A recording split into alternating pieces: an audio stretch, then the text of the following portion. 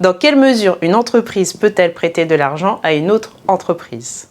Le prêt d'argent est en principe une activité protégée par le monopole bancaire. Il vous est donc interdit de prêter de l'argent via une société à une autre société, même si ces deux entreprises vous appartiennent.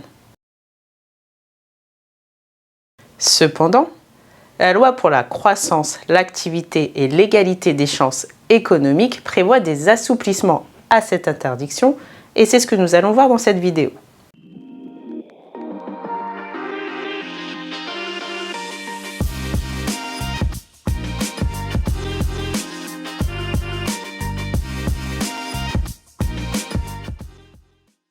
Je suis Solène Coriol, expert comptable, commissaire aux comptes, coach pour entrepreneurs.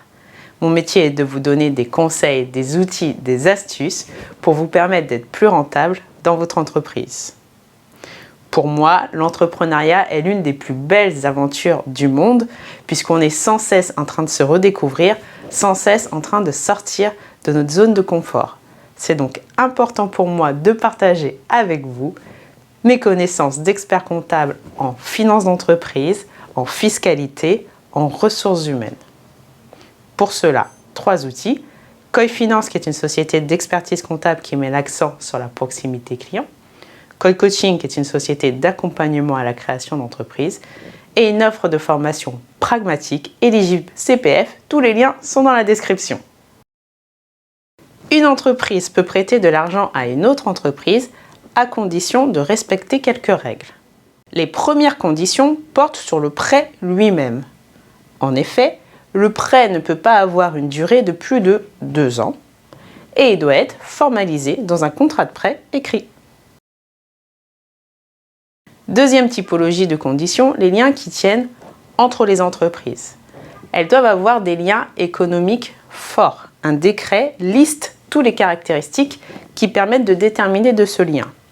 On trouvera notamment le fait de participer à un même groupement d'intérêt économique ou le fait de participer à un même projet qui a reçu une subvention publique ou alors des liens commerciaux forts. Ensuite, il y a des conditions de taille d'entreprise. Celles-ci sont assez larges puisque l'entreprise prêteuse comme l'emprunteuse peut être à la fois une micro-entreprise, une PME ou une ETI.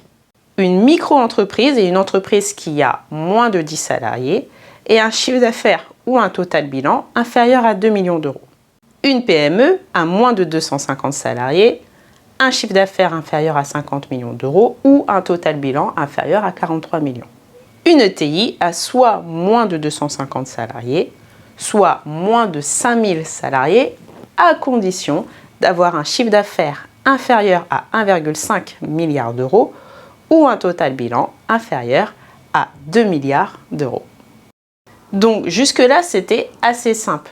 Là où ça va se compliquer, c'est que n'importe quelle entreprise ne peut pas prêter de l'argent. En effet, pour pouvoir prêter de l'argent à une autre société, l'entreprise doit forcément être une société par action, dont les SAS, ou une SARL, dont les comptes sont certifiés par un commissaire aux comptes. Pendant les 2 exercices qui précèdent, l'entreprise prêteuse doit bien sûr avoir des capitaux propres qui sont supérieurs au capital social et un EBE positif. Si toutes ces notions ne vous parlent pas, je vous invite à consulter ma vidéo sur comprendre les comptes d'une entreprise. Toujours au cours des 2 exercices précédents, la trésorerie de l'entreprise prêteuse doit être positive. Une entreprise ne peut pas prêter plus de 50% de sa trésorerie, ni un montant plafond qui est fixé également en fonction de la taille de l'entreprise à qui on prête de l'argent. Petit point concernant le formalisme nécessaire, pour pouvoir prêter de l'argent à une autre entreprise, l'entreprise prêteuse doit établir une attestation qui va être certifiée par son commissaire aux comptes. Cette attestation sera annexée à son rapport de gestion.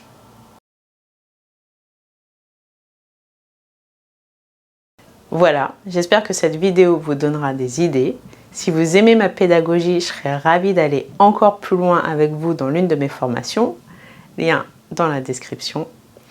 Vous connaissez notre deal. Moi, je continue d'animer ces vidéos parce que j'adore partager avec vous mes connaissances en finance d'entreprise, en fiscalité et en ressources humaines pour m'aider à continuer. Vous continuez à faire ce que vous faites, vous continuez à m'indiquer en commentaire les sujets que vous aimeriez que je traite. Pensez à vous abonner, à activer les notifications et je vous dis à très vite.